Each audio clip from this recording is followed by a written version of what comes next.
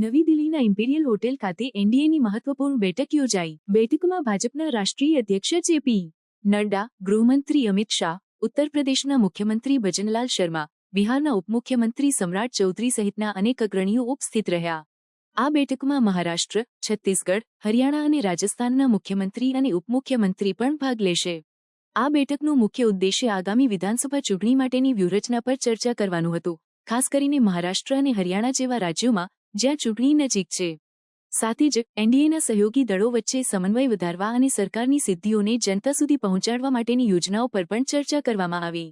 બેઠક દરમિયાન ગૃહમંત્રી અમિત શાહ અને ભાજપ અધ્યક્ષ જેપી નડ્ડાએ પાર્ટીના કાર્યકર્તાઓને માર્ગદર્શન આપ્યું અને આગામી ચૂંટણીમાં જીત હાંસલ કરવા માટે જરૂરી પગલાં અંગે સૂચનાઓ આપી.